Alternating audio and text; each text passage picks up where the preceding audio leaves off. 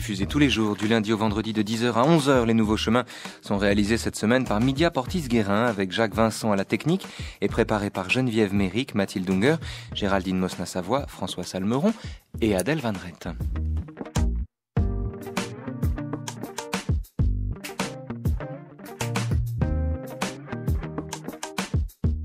Adèle qui, tout à l'heure à 10h50, recevra Stéphane Legrand dans le journal des Nouveaux Chemins.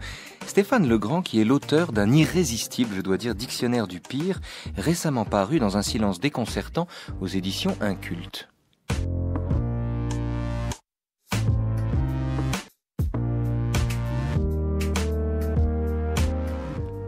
Pour nous, c'est le début, ce lundi, d'une semaine sur les présocratiques dans les nouveaux chemins de la connaissance. Une semaine antédiluvienne, donc, si par déluge on entend l'arrivée de Platon. Qui étaient les présocratiques ? Ou plutôt, qui sont-ils ? Car l'imparfait ne convient guère aux fragments inachevés, à ces papyrus de marbre, dont la lumière, comme celle des étoiles mortes, nous vient d'un autre temps. C'est au présent, donc, que nous en parlerons cette semaine, au présent, car le présent, c'est d'abord le temps de l'inactuel.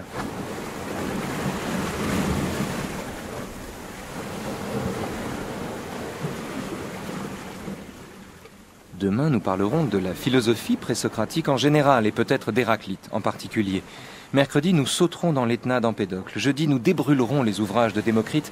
Et vendredi, le plus dur pour la fin, nous parlerons de Heidegger, histoire de vous montrer qu'être présocratique n'est pas seulement une affaire d'époque, mais dépend avant tout d'un certain rapport aux questions qu'on se pose, d'une certaine façon de questionner nos propres questions. Et puis, la première des philosophies, celle des présocratiques, est également une philosophie première. C'est-à-dire une interrogation sur l'étrangeté, la présence, la consistance, l'existence, l'être en un mot de ce qui est.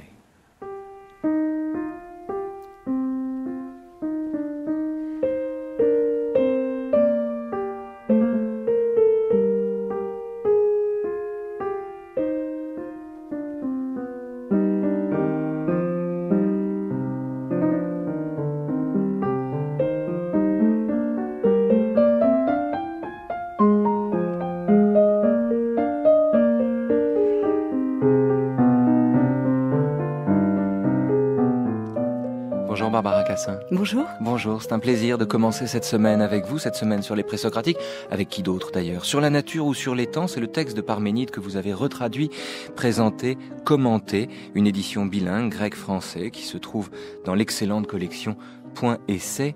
Toute petite question liminaire. On a beaucoup discuté avec Midia Portis-Guérin, notamment des illustrations sonores pour cette semaine, et on s'est dit que Bach convenait à Parménide. Est-ce que vous êtes d'accord avec ça ? Pourquoi pas ? Pourquoi pas ? C'est d'un doigté classique gros de violence et surtout chargé d'une histoire future. Donc, en ce sens, ça convient. Mais Wagner aurait pu convenir.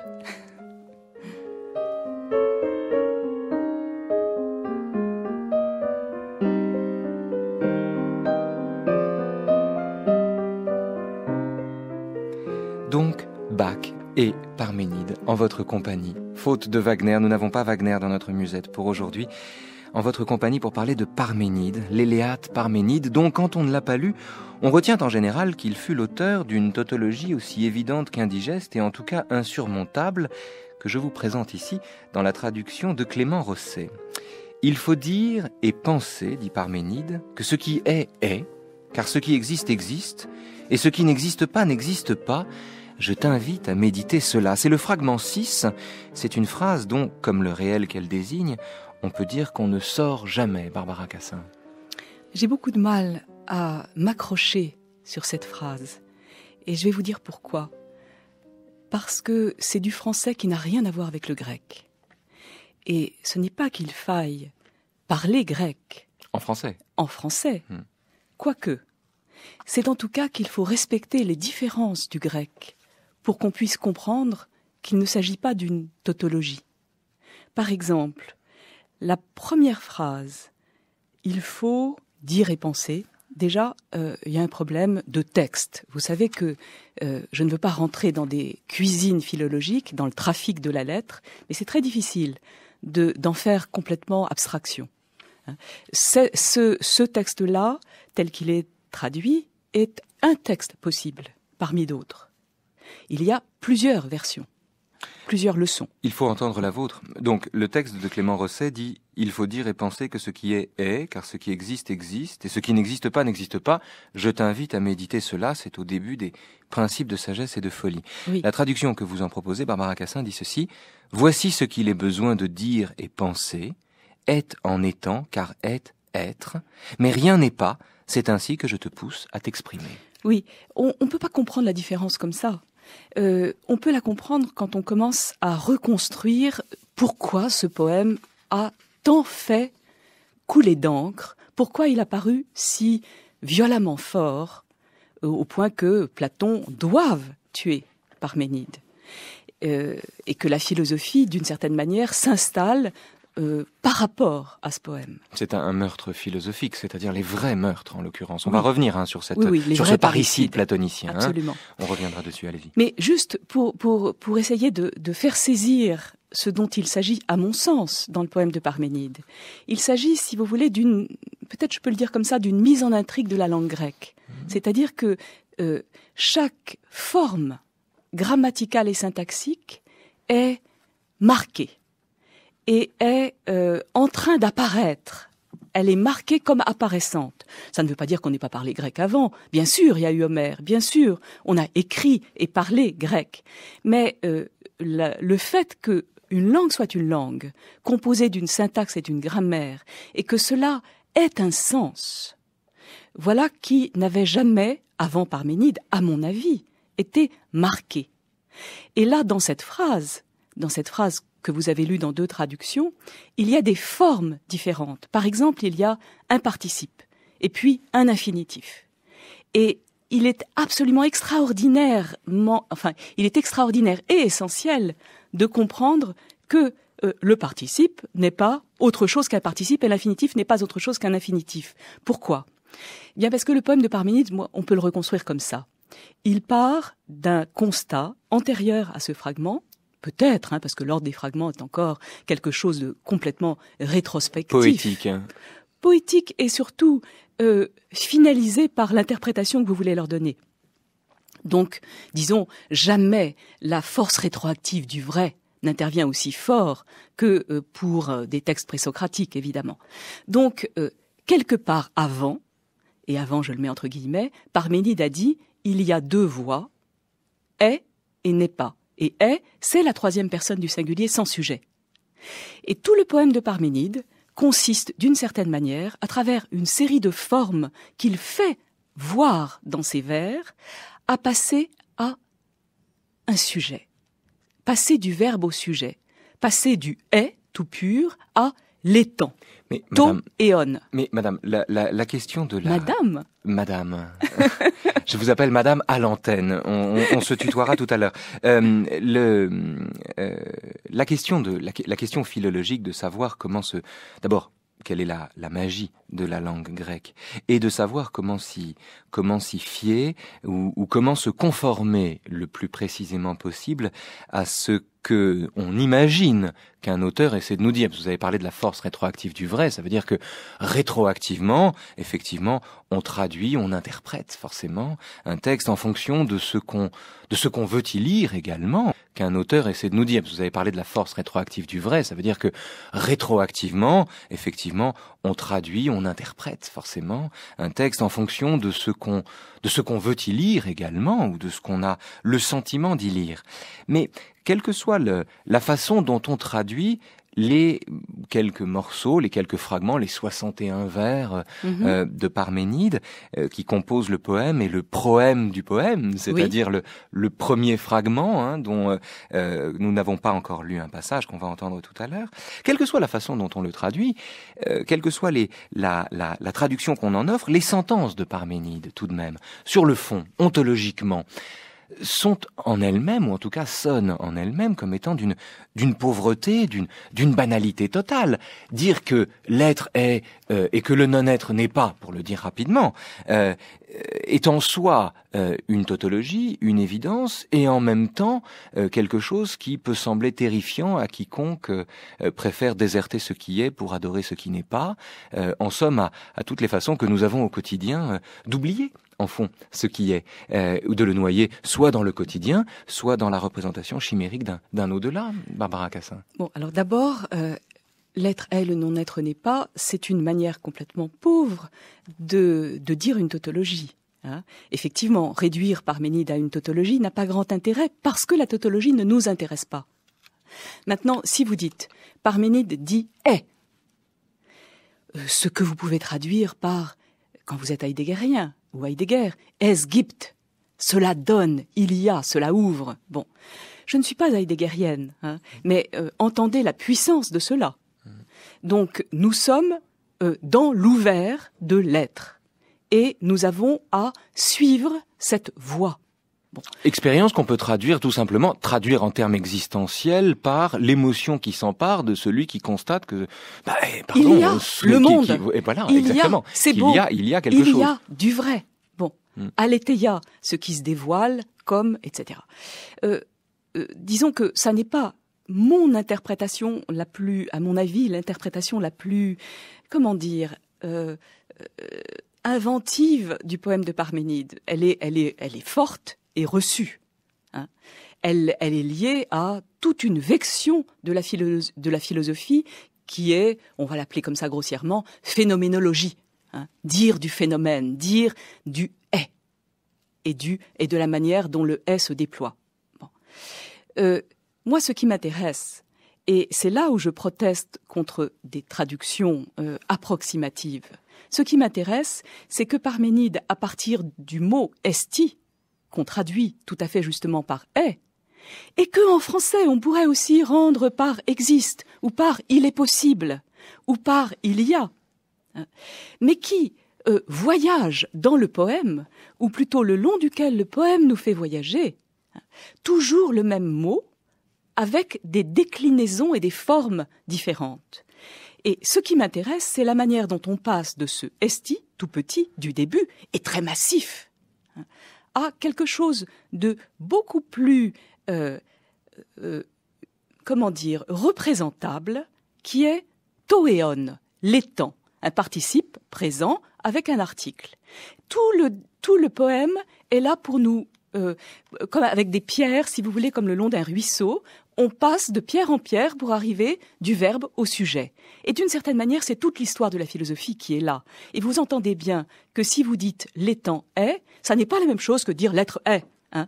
Il n'y a plus de trivialité, la tautologie n'est plus du tout la même. Mais là où vous voyez de la c'est trivialité, une histoire de la philosophie. Là où vous voyez de la trivialité, on peut voir quelque chose d'extraordinairement puissant. Absolument. Dire que l'être est, ou dire que ce qui est, peut sembler effectivement trivial. Hein. Quoi de plus trivial. Et dans le même temps, la déesse qui tient ces paroles dit qu'elle est elle-même située à l'écart du chemin des hommes, ce qui, d'une certaine manière, témoigne du fait que ce qu'elle dit là est en un sens inaudible par son destinataire, non pas son destinataire qui lui est l'élu de la déesse, mais par les autres hommes. Et vous avez dit que ce poème contenait toute l'histoire de la philosophie. Est-ce qu'on peut l'interpréter de cette manière? Est-ce qu'on peut dire que si Parménide, c'est-à-dire vraiment l'origine de l'origine au fond, hein, la préhistoire de la pensée, contient toute l'histoire de la philosophie, est-ce que ça n'est pas parce que philosophiquement, et en termes même d'histoire des idées, on a tiré les tautologies, je mets le mot entre guillemets, parménidiennes, de deux côtés, dans deux directions qui sont en un sens antagonistes. D'une part, du côté de une transcendance de l'être, un être absolu par rapport auquel qui permettrait de juger la mobilité factice, l'affluence du devenir, au fond un être véritablement réel et immuable, en regard duquel le pauvre devenir ferait ce qu'il peut au fond et qu'il singerait. Option finalement platonicienne ou métaphysique. Mais on peut également le tirer du côté de l'immanence, une philosophie de l'immanence qui considère que nous ne sortons pas de l'être, nous ne sortons pas du ciel qui nous contient, c'est-à-dire non plus Platon cette fois-ci, mais Spinoza, Barbara Cassin. Vous pouvez le tirer de ces deux côtés-là et de bien d'autres encore. Lesquels? Est-ce qu'il y a une autre alternative? Est-ce qu'il y a un troisième terme à cette alternative dans l'histoire des idées? Eh bien oui, par exemple, vous pouvez le tirer du côté du linguistic turn, c'est ce que je suis en train d'essayer de faire. C'est-à-dire que vous pouvez essayer d'expliquer comment c'est lié à la langue. Et là, ni Spinoza ni Platon ne rendent justice à la chose. Comment c'est lié au grec et comment c'est lié à un déploiement de la langue, comme langue. Et du coup, vous pouvez réfléchir à ce que c'est que le traduire, c'est-à-dire à le transposer dans votre langue. Et essayer de le faire entendre comme cela. Et puis vous pouvez aussi le tirer, et c'est aussi ce que je suis en train de faire, ou ce que j'ai essayé de faire, et je pense que les deux vont ensemble.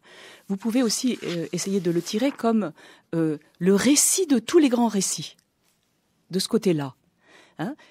J'en étais tout à l'heure à Toéon, l'étang, c'est-à-dire à un moment du poème de Parménide où apparaît cette séquence-là, ce participe substantivé, à la différence du verbe, donc ce sujet. Eh bien, figurez-vous que on ne le sait pas assez, on ne l'a pas souvent lu, on ne l'a pas souvent dit, mais figurez-vous que le moment où apparaît dans le poème de Parménide l'étang, il apparaît exactement avec les mots mêmes qui servent à décrire Ulysse attaché au mât quand il passe au large des Sirènes.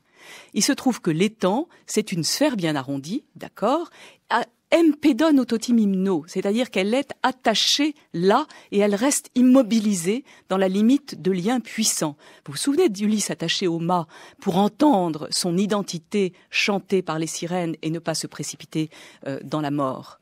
Eh bien là, voilà que les mots même de ce passage crucial sont repris pour décrire l'étang. Ça n'est évidemment, si j'ose dire, et je déteste cette séquence verbale que je vais employer, mais elle est atrocement vraie. Ça n'est évidemment pas un hasard. Bon, ça n'est pas un hasard qu'il s'agisse de décrire l'identité du sujet de cette manière-là. Et en renvoyant donc à l'anecdote fondamentale de Ulysse accroché à son poteau, oui, qui demande à voir et à entendre, plus exactement, qui demande à entendre ce qu'il sait ne pas devoir entendre, et qui demande et qui devance le moment où sa propre volonté sera infléchie par le chant des sirènes, oui, et le portera à désirer ce qu'il sait par ailleurs être mauvais pour lui. Oui. Puisque Ulysse demande à être, rappelons-le quand même pour tout le monde, Ulysse demande à être attaché au poteau. En revanche, il prend soin pour pas sauter à la mer, il veut entendre le chant des sirènes, et dans le même temps, il prend soin de mettre de la cire dans l'oreille de ses compagnons, pour qu'ils n'entendent pas ses propres supplications, les supplications qu'il sait qu'il va faire à l'intention de ses compagnons, quand il va les supplier de le détacher, pour que lui-même se jette vers les sirènes. On va entendre. Juste un instant, ce que je voulais dire, c'est que Ulysse, bon, continuez. Comme vous voulez, mais sinon on va entendre tout de suite le début du poème de Parménide. Ce que je voulais dire, quand même très important à mon avis, c'est que ça n'a aucun intérêt ce que disent les sirènes. Ulysse le sait déjà. Elles lui disent un chant dont on ne peut pas comprendre pourquoi il en sauterait par-dessus bord. Elles lui disent « Viens vers nous, Ulysse, tant vanté, honneur de l'Achaïe, c'est toi qui as vaincu, etc. » Elle lui raconte tout ce qu'il sait déjà. Ça n'a strictement aucun intérêt, et en quelques vers d'une pauvreté incroyable. Donc on ne comprend pas, si vous voulez, pourquoi Ulysse irait se jeter à la flotte, et irait en mourir. Eh bien, c'est pareil, c'est cette version, si vous voulez, tautologique, qui est là aussi dans le poème de Parménide. C'est peut-être aussi parce que la musique l'emporte sur la nature même de ce qu'elle raconte. On va voir, on va entendre donc, dans votre traduction cette fois-ci, Barbara Cassin, le début du fragment 1, donc du poème de Parménide, et puis peut-être aussi la voix d'une sirène possible. Vous allez tous la reconnaître, écoutez.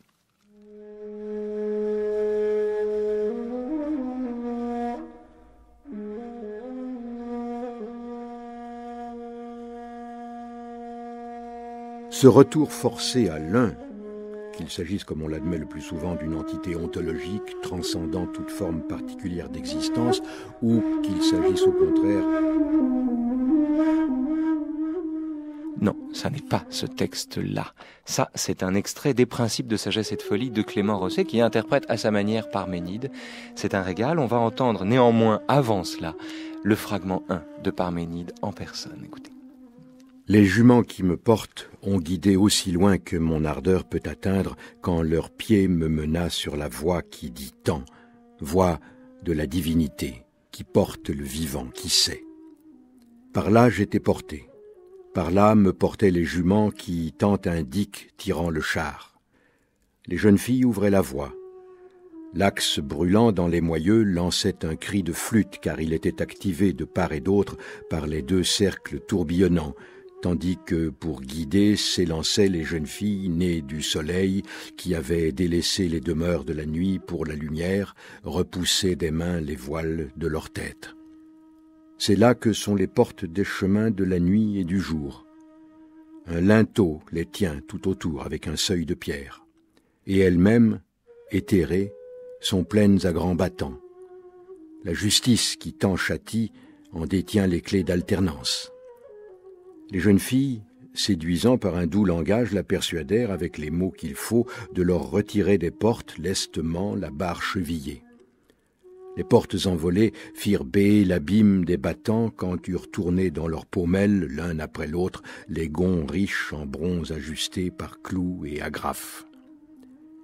Alors, par là, à travers elles, tout droit, les filles tenaient sur la grande route chars et juments.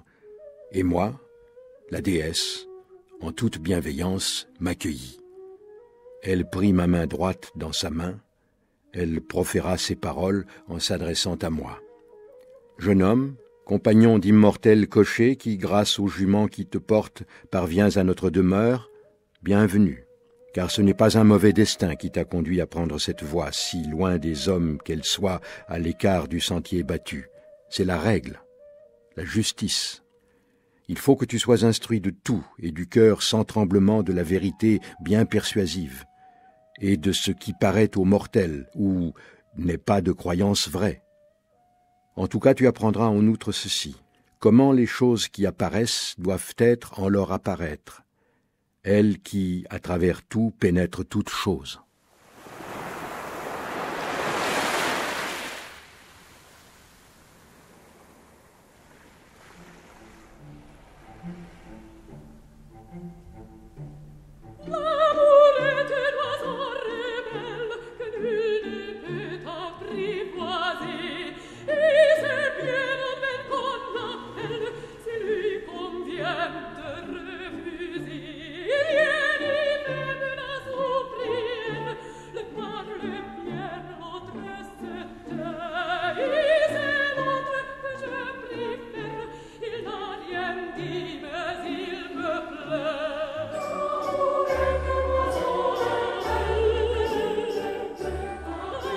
Barbara Cassin est l'invitée des Nouveaux Chemins de la Connaissance ce lundi, au début d'une semaine sur les présocratiques. C'est de Parménide que nous parlons aujourd'hui, et donc en un sens d'amour, l'amour que Walter Levino définissait d'ailleurs dans un mot croisé, je crois, du Nouvel Observateur, comme un jeune anarchiste tchécoslovaque, puisqu'il était enfant de Bohème et qu'il n'avait jamais connu de loi.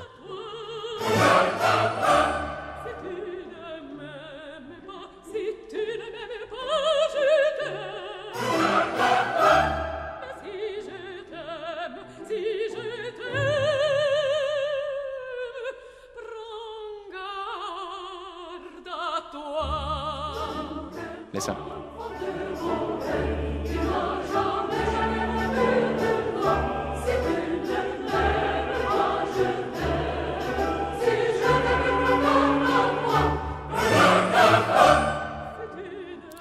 Barbara Cassin, dans le Gorgias, Platon parle de Parménide, tente l'hypothèse d'une distinction entre l'être, le dire et le penser. Dans le Sophiste, on va en parler, il accomplit le parricide à l'encontre de Parménide. Aristote est celui qui parle de Parménide comme celui qui ne pense pas le mouvement, qui abolit la génération et la corruption.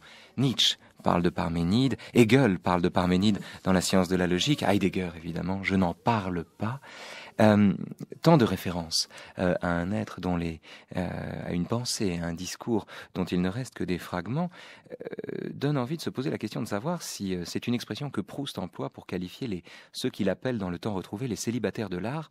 Si on peut pas parler de Parménide comme ça, Proust dit « Ces amateurs velléitaires et stériles doivent nous toucher comme ces premiers appareils qui ne purent quitter la terre, mais où résidait non encore le moyen secret et qui restait à découvrir, mais le désir du vol. Et si au fond Parménide n'était que le point de départ, le marchepied au fond de toutes les philosophies, plus que celui qui les contiendrait déjà, plus que leur germe, est-ce qu'au fond Parménide n'est pas une première tentative, Barbara Cassin?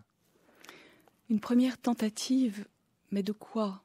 Je veux dire, Parménide nous apparaît à nous aujourd'hui comme, je dis, ce qui, pour moi, si vous cherchez une métaphore dans le domaine de l'art, comme des calmes blocs ici-bas chus d'un désastre obscur. De ces calmes blocs, vous pouvez faire comme Heidegger, c'est-à-dire dire qu'ils démettent les prétentions de toutes les bibliothèques d'histoire de la philosophie et qu'ils interdisent à jamais aux vrais philosophes d'écrire des livres. Bon. Autrement dit, c'est la force de l'origine de tout contenir. Maintenant, vous pouvez aussi les interpréter à partir de ce qu'ils ont produit de manière forte et visible. Et moi, c'est ce que j'ai tenté de faire en travaillant Parménide à partir de l'ouverture ou de la fermeture, comme vous voudrez, c'est-à-dire de la lecture, qu'en proposait Gorgias. 50 ans plus tard, une génération après, c'est pas beaucoup. Il devait quand même encore savoir ce qui s'était dit. Et lui construit un traité du non-être, qui est une rétorcation à ce qu'il lit du traité de l'être ou de la nature de Parménide. Ce qu'on en dit en général, c'est que chez Parménide, il y a ce qui est, il y a ce qui n'est pas, et que Platon, l'objet du parricide platonicien, consiste à mettre du non-être dans l'être. Pour le dire assez simplement, d'ailleurs, nous sommes, vous et moi, assis. La station assise qui est la nôtre à l'heure où nous nous parlons, autour de cette table, Studio 168, en direct, Maison de Radio France, la station assise qui est la nôtre est le non-être de la station debout. Et que par conséquent, il est indispensable d'introduire du non-être ou de relativiser le non-être, non pas de l'absolutiser comme le faisait Parménide, mais de le relativiser de le mettre en situation relativement à certaines situations données, justement, d'introduire du non-être pour réussir à tout simplement décrire ce qui est et par là même construire un discours, Barbara Cassin. Oui, dans Parménide, vous trouvez ce mélange-là. Simplement, il est, par exemple, le mélange de feu et de nuit. Simplement, il est versé au compte de la doxa, c'est-à-dire de l'opinion, et non pas de la vérité. Ce que tente de faire Platon, c'est de reformater, si vous voulez, pour prendre des mots d'un autre âge, de reformater ce mélange ou ce relativisme, comme vous dites, pour le porter au niveau de la vérité. Donc au niveau de la grande ontologie, et non pas au niveau de ces opinions des mortels qui vont dans tous les sens. Est-ce qu'il n'y a pas un paradoxe dans le fait de distinguer... Enfin, du moins, c'est ce que Platon prétend qu'il fait. Il ne le fait certainement pas. Sauf que c'est vrai que dans le poème de Parménide, on passe de la vérité à l'opinion. Et on peut se demander dans ces conditions si, après avoir dit que le non-être n'était pas, pour le dire là encore rapidement, après avoir dit que le non-être n'était pas, quelle place fait-il à l'opinion? Est-ce que, par exemple, que vaut l'interprétation selon laquelle, fidèle à Parménide, enfin qui voudrait être fidèle à Parménide, selon laquelle, au fond, le réel est si vaste, l'être est si vaste, qu'il inclut également les tentatives que nous faisons de lui échapper, ou de lui tourner le dos, ou de regarder ailleurs. Au fond, pour le dire en termes encore plus, peut-être plus moraux d'ailleurs, la vérité est si vaste qu'elle inclut même tous les dénis, tous les mensonges et les opinions. Mais on peut évidemment sortir tout de Parménide, y compris ça. Simplement, il faudrait quand même s'en tenir à ce que vous appeliez au début une tautologie avec enfin, au sens aussi bien laudatif que non laudatif, c'est-à-dire au « est ». Et à cette manière de faire sortir l'étang du « est ». Si vous vous en tenez là, vous n'allez pas tout mélanger tout de suite. Vous allez commencer à comprendre, vous allez commencer à vous demander qu'est-ce qui se passe quand on s'en tient là ou quand on dit que c'est là qu'il faut s'en tenir. Bon. Quelle différence faites-vous entre l'étang et l'est? Entre l'étang et est, eh bien, l'étang est quelque chose de passé à la représentation. C'est déjà quelque chose... la différence ontologique de Heidegger pourrait être là, si l'on veut. C'est-à-dire la différence entre l'être, esti, ce qui est immanent-transcendant, appelez-le comme vous voudrez. Immanent-transcendant. Mais oui, tout va. Ça, c'est un cercle carré, ça. Absolument, pour le coup. immanent-transcendant. C'est-à-dire que c'est ce qui ouvre la possibilité de. Bon, ce qui ouvre tout possible. Es gibt, traduit Heidegger. Et ensuite, les étangs, c'est-à-dire ce à quoi nous avons affaire. Et ce à quoi nous avons affaire est que nous devons resituer toujours dans la fidélité ou la lumière de l'être. Nous devons être des bergers fidèles de l'être. Et cette phrase de Parménide, que je ne sais pas traduire, mais que je vous propose comme ça, c'est « être et penser le même ». Bon, être et penser le même, c'est-à-dire que l'homme est celui qui a à penser et à dire l'être comme il est. Donc c'est ça, la vection qui va de Parménide à Heidegger. Et c'est une vection très naturelle quand on lit le poème de Parménide. Je veux dire que la lecture heideggerienne, d'une certaine manière, s'impose. Et il est compliqué d'en sortir. Elle s'impose du point de vue de Heidegger, Barbara Cassin, et de ceux qui le seulement. lisent, parce qu'il y a d'autres lecteurs de Parménide qui font totalement abstraction de l'interprétation que Heidegger en fournit, notamment au nom du fait que Heidegger, quoi qu'il en dise, distinguant l'être et l'étant, reconduit un schéma métaphysique à l'instant où il prétend l'abolir. À l'intérieur de Parménide, il y a bien cette distinction entre esti et taonta et toeon, c'est-à-dire entre le verbe et le participe. Il faut bien en rendre compte. Le participe au singulier, puis, si on veut, au pluriel dans la doxa. Donc il faut bien en rendre compte. Je ne dis pas que Heidegger a raison, je dis que sa lecture est une lecture très forte. Mais c'est une lecture métaphysique. Il y a l'étant et il y a l'être. Il y a au-delà de l'étant, il y a l'être. C'est une lecture métaphysique. D'une certaine manière, Heidegger est plus métaphysicien que Nietzsche. C'est une lecture métaphysique puisqu'il distingue ce qui étant, ce qui au fond devient, de ce qui ne devient pas ou de ce dont il faudrait être le gardien vigilant. Mais cette distinction qu'il pose au sein de l'être reconduit un schéma qui est profondément métaphysique. Vous pouvez appeler ça métaphysique. Heidegger ne le ferait certainement pas. Il appellerait ça pensée. Et le point n'est pas tellement là. Le point est de savoir qu'est-ce qu'on peut fournir comme autre lecture forte. Et je pense qu'il faut reconnaître que c'est une lecture forte. Et ensuite, on peut tenter d'en chercher d'autres. Quel est le statut du changement dans le poème de Parménide? Quelle place fait-il au changement dans cette affirmation de l'être ou la tautologie de l'être, de ce qui est? Que reste-t-il du changement à l'intérieur de ça? La place naturelle, entre guillemets, du changement dans le poème de Parménide, c'est la doxa, c'est-à-dire l'opinion et la manière dont les hommes, les mortels d'Icrane, à deux têtes, vivent, pensent et agissent. Au fond, le changement est une illusion de la représentation d'un homme qui prend ses désirs pour des réalités. On ne prend pas les désirs pour les réalités quand on est dans le changement. On ne voit pas pourquoi on désirerait le changement. On désirerait plutôt l'immuable. Et d'ailleurs, les hommes ne sont pas plus changeants que disons, ils ont une aspiration à l'universel et à l'éternité. Donc, j'en sais rien.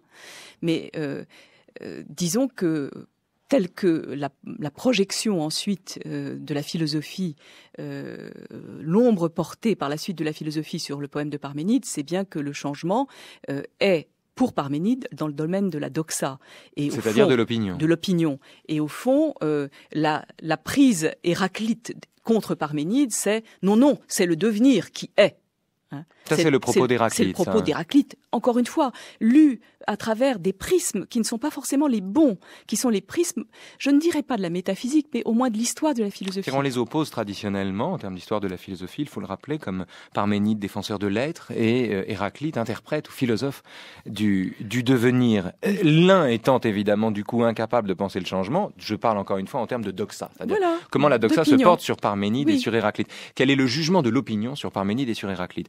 Parménide étant le penseur de l'être, il ne peut pas penser le changement. Et de l'un, il ne peut pas penser le changement. Héraclite étant le penseur du devenir et du multiple, il ne peut pas penser l'unité. Et Heidegger dit, pas du tout, tous les deux sont des présocratiques, c'est-à-dire des grands commençants, c'est-à-dire qu'au fond, ils ont à voir avec l'origine, et donc tous les deux sont sous l'aspect, sous le domaine de l'être, c'est-à-dire du ilia, de l'ouverture première, de l'aletheia, plus ou moins, hein, parce qu'encore une fois, tout ça, ce sont des caricatures, et ce sont des caricatures qui risquent aussi d'être très loin des textes. Et moi, ce qui m'intéresse, c'est la manière dont ça se faufile, dont un type de pensée se lie à condition d'avoir, comme Nietzsche, l'acribie d'une limace myope. C'est-à-dire ? Nietzsche disait qu'il rampait dans la métrique des anciens avec l'acribie d'une limace myope. Mais c'est cette force philologique de lecteur qui lui a permis de comprendre, je crois, au mieux ce que c'est que un présocratique ou ce que c'est que même un grec. Thalès, Anaximandre, Héraclite, Parménide, Anaxagore, Empédocle, Démocrite et Socrate, tous ces hommes sont taillés tout d'une pièce et dans le même roc. Une stricte nécessité régit le lien qui unit leurs pensées, leur caractère. Toute convention leur est étrangère car la classe des philosophes et des savants n'existait pas à l'époque. Ils sont tous, dans leur grandiose solitude, les seuls qui, en ce temps-là, aient vécu pour la seule connaissance. Tous possèdent cette vigoureuse énergie des anciens, par quoi ils surpassent toute leur postérité, l'énergie de trouver leur forme propre et d'en poursuivre, grâce à la métamorphose, l'achèvement dans son plus infime détail et dans son ampleur la plus grande. Barbara Cassin, est-ce que, entre l'aporie d'un changement qui ne saisit pas l'unité et d'une unité qui ne se donne pas les moyens de penser le changement, ce qui a débouché sur les paradoxes de Zénon d'Élée dont on va peut-être parler maintenant, est-ce que la solution, ça n'est pas tout simplement un chanteur de mauvaise foi qui dit à la femme qu'il prétend aimer encore, non, toi non plus tu n'as pas changé, moi non plus je n'ai pas changé, ce qui est une façon de dire qu'ils ont l'un et l'autre effectivement changé, sans quoi le fait qu'il n'ait pas changé ne serait pas une information, Barbara Cassin. Ouf. Mais oui, ils ont changé. Ils ont changé. Cette chanson dit très exactement, tu as vieilli, tu as changé, tu n'es plus la même, ta peau s'est flétrie, tu n'es plus la même, mais non, mais par mon amour, tu n'as pas changé. C'est très beau, mais il dit exactement l'inverse de ce qu'il dit à l'instant où il le dit. Oui, ça arrive souvent. Oui, ça arrive souvent. Mais en l'occurrence, est-ce qu'on n'est pas là précisément dans un paradoxe propre au changement et son rapport au langage, qui est de dire que avec le langage, on est en mesure de décrire le changement tout en invoquant l'immutabilité des choses. Si, c'est une bonne perspective sur le langage. Le langage fabrique ce qu'il est en train de dire. Donc, lorsqu'il dit « tu n'as pas changé », il fabrique que tu n'es pas changé. C'est une fiction. Avec un X, si vous voulez être lacanien. Vous le fixez. Ou avec KS, si on était heideggerien. Venons-en quand même à un élève de Parménide important, celui dont on retient bien souvent d'ailleurs les paradoxes pour se casser la tête. Et l'un d'entre eux d'ailleurs est le plus fameux, c'est le paradoxe d'Achille et la tortue. C'est Zénon d'Élée. C'est l'Éléade Zénon, dont l'un des paradoxes consiste à dire, fidèle en cela à Parménide, avant qu'un corps en mouvement puisse atteindre un point donné, il doit d'abord traverser la moitié de cette distance. Avant qu'il puisse atteindre cette moitié, il doit d'abord traverser le quart, et ainsi indéfiniment, de sorte que la flèche tirée par l'archer ne peut jamais atteindre sa cible, car l'espace qui la sépare de la cible est divisible à l'infini, et donc n'y parvient jamais. Achille, lancé à la poursuite d'une tortue qui va 2 fois moins vite que lui, ne peut jamais rattraper la tortue, car l'écart qui les sépare est divisible à l'infini, ce qui a valu à Bergson de dire que ça n'était pas, comme le disait Zénon, qu'il n'y avait pas de changement, mais que la réalité était d'une étoffe telle qu'on ne pouvait pas la spatialiser comme Zénon le faisait. Oui, on peut dire ça, ou on peut dire comme Leibniz qu'il faut inventer le calcul intégral. Il y a le langage mathématique pour dire ça. Mais l'héritage parménidien qui consiste à dire, est-ce qu'on peut tirer Parménide, voilà, Zénon tire Parménide du côté de l'idée que rien ne change, ou plus exactement que ce qui donne le sentiment de changer, un peu comme un cinématographe, dirait Bergson, qui propose 24 images immobiles à la seconde et qui donne l'illusion du mouvement par reconstruction de l'œil du spectateur. Est-ce qu'on peut tirer de ce point de vue la pensée de Parménide du côté d'un changement qui ne serait en réalité qu'une succession d'immobilités, Barbara Cassin? Écoutez, je ne sais pas répondre à cette question. On peut le faire puisque ça a été fait. Maintenant, si vous me demandez dans quel type très subtil d'antagonisme et de transmission complexe se situe Zénon, en particulier à travers le Parménide de Platon, à travers... C'est pas ce que je vous demande. Je vous demandais pas ça. Je voulais savoir ce que vous en pensiez. Mais je pense que c'est possible. Ça fait partie des possibles. Et que, en même temps, ce sont des possibles qu'on ne comprend pas bien quand on les laisse ainsi à la file les uns des autres, parce que, à mon avis, si vous voulez, chaque penseur, chaque présocratique est une rétorcation à un autre. Et ils sont les textes sont palimpséstiques. Et donc sont violemment... Vous voulez dire que chaque texte est la réécriture d'un précédent. d'un texte précédent, et une réinterprétation d'un texte précédent, et a, disons, une volonté et a une stratégie. Donc, on peut sortir Zénon de Parménide moyennant un certain type de réécriture et une certaine stratégie. Vous dire exactement laquelle est très compliqué, car encore une fois, tout cet ensemble est pris dans une histoire des interprétations et une histoire des transmissions que on ne peut pas maîtriser comme ça d'un trait de plume. Mais est-ce que l'histoire des interprétations ne sert pas... Alors, pardon, mais je vous entends et je me demande si parfois l'histoire des interprétations ou l'abus d'histoire des idées ne tue pas l'histoire des idées elles-mêmes. Ou en tout cas, l'expérience qu'on peut faire de la vie à partir d'un philosophe. Au fond, mettons-nous dans la situation d'un lecteur de bonne volonté, non helléniste. Qui décide de se renseigner sur Parménide, mais oui, puisque c'est le destinataire et de ces émissions naturellement, et de tous les livres de philosophie en réalité. Le lecteur indécis qui de bonne volonté décide de prendre Parménide et se demande, parce que c'est quand même une des façons d'interpréter un philosophe et de rentrer dans la pensée d'un philosophe, et c'est de voir dans quelle mesure ce que ce philosophe décrit correspond à des expériences que lui-même peut vivre, que lui-même peut faire très concrètement. Et c'est vrai que un tel lecteur lisant Parménide, et à sa suite Zénon d'Élée, un lecteur vraiment curieux et attentif, peut constater que l'espace qui le sépare d'un autre objet est un espace divisible à l'infini, et que peut-être Parménide lui permet de penser cette divisibilité indéfinie des choses, et le fait qu'au fond, il n'abolit jamais la distance qui le sépare d'un autre. Est-ce que ça n'est pas là une plus sûre façon d'entrer dans la pensée d'un philosophe que de se demander si par quel canot conceptuel ou non conceptuel Zénon a procédé pour s'inspirer de Parménide, Barbara Cassin? Pourquoi pas? Mais vous parlez d'une expérience personnelle à chaque fois. Moi, j'ai jamais fait l'expérience que une distance infiniment divisible, par exemple, en ce moment, je ne fais pas l'expérience qu'une distance infiniment divisible me sépare de vous. Je fais l'expérience que un machin rouge et bleu, plus des micros, plus la possibilité d'une émission me sépare de vous. Mais certainement pas une distance infiniment divisible et que je n'arriverai pas à franchir. Donc ça n'est pas mon expérience. Et donc on est dans un monde, l'histoire de la philosophie, qui est un monde d'expériences complètement fou et farfelu. En revanche, ce que je ressens comme expérience possible et ce que je souhaite aux auditeurs et aux lecteurs, c'est de lire les textes et de se demander ce que ça leur fait. Et là, les textes de Parménide, quand vous avez lu le Proème, par exemple, quand vous l'avez fait lire, moi, qui ne l'avais pas lu autrement que par écrit, ou qui me l'était prononcé parfois, mais l'entendre lire m'a fait un plaisir fou.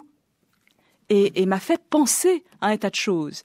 Et maintenant, si vous lisez ça et simultanément être et penser le même, si vous lisez cette histoire de déesses, de roues, de moyeux, de chars, de crissants, de jeunes filles, etc., filles de la nuit, et puis si vous lisez être et penser le même, ce mélange-là, ce mélange des deux, ça me fait rêver et penser.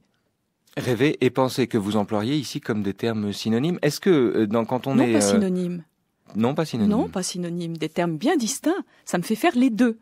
Mais est-ce que l'expérience du rêve et de la pensée, ou de la rêverie et de la pensée, n'est pas la même quand on a affaire à des fragments? Et deuxième question, est-ce que étant donné la nature fragmentaire, des textes qui nous restent, je parle de Parménide, c'est encore plus vrai avec Héraclite, Oui. Étant donné la nature fragmentaire des textes, les mauvais esprits disent que ce sont quelques mots écrits sur des bouts d'amphore sur lesquels tout le monde se fatigue le cerveau depuis bien longtemps.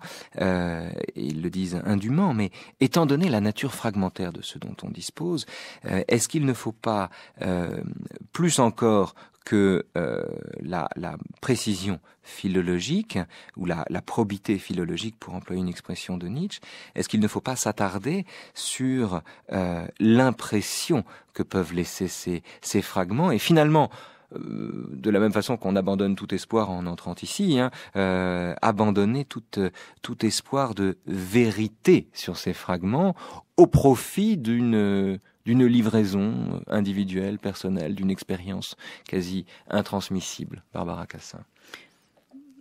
Expérience, oui. Intransmissible, non. Et le fait qu'il y en ait plusieurs et qu'elles s'entre-réfutent est très intéressant. Moi, j'ai mis comme exergue une phrase de Genette, comme exergue au livre que j'ai fait sur Parménide, c'est « lira bien qui lira le dernier ». Je crois que ça n'est pas faux. C'est-à-dire que vous lisez avec toutes les lectures précédentes et vous en faites quelque chose.